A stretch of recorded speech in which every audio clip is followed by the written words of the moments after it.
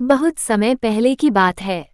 एक गांव में एक गरीब किसान अपने परिवार के साथ रहता था। उसकी एक ही बेटी थी। वह बहुत सुंदर थी। गरीब किसान ने गांव के सेठ से कर्ज लिया हुआ था। गरीबी के कारण वह कर्ज वापस नहीं कर पा रहा था। सेठ किसान पर दबाव बना रहा था।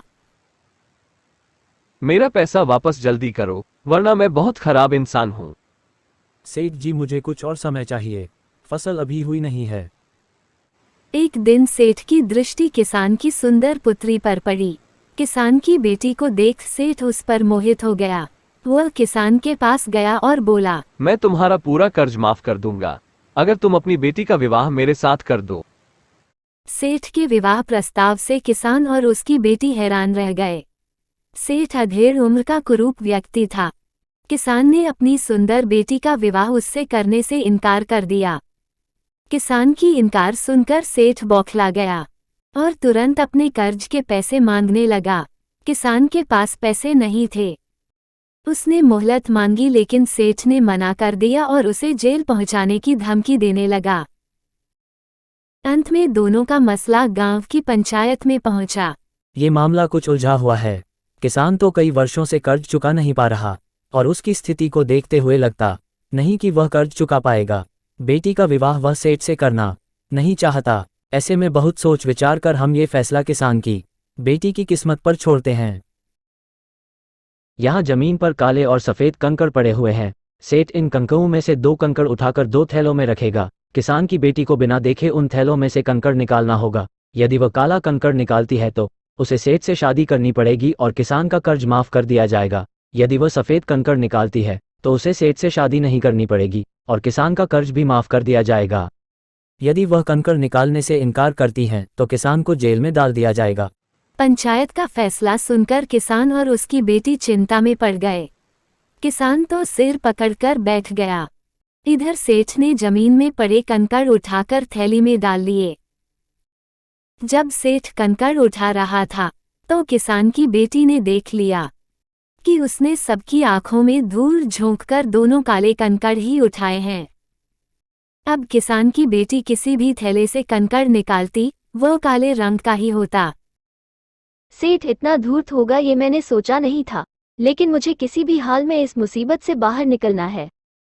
वह अपना दिमाग दौड़ाने लगी। उसके सामने 3 विकल्प थे। 1. थैली में से कंकड़ निकालने से मना कर दे और पिता को जेल जाने दे। 2. थैली में से कंकड़ निकाले और चुपचाप सेठ से शादी कर ले।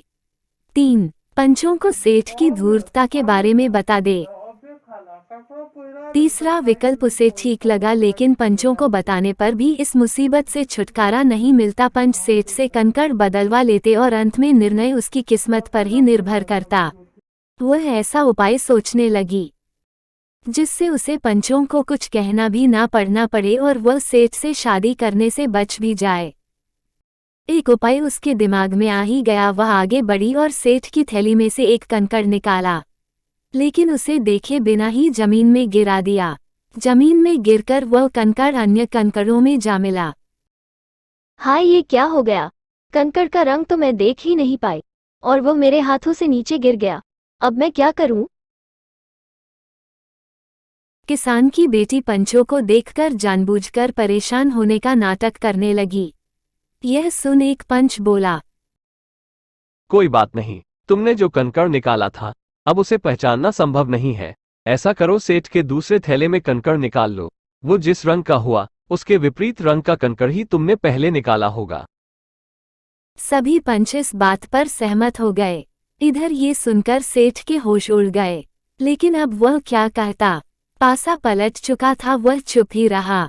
किसान की बेटी ने जब थैले में से कंकड़ निकाला तो वह काले रंग का था। सबने मान लिया कि पहले उसने सफ़ेद कंकड़ निकाला था।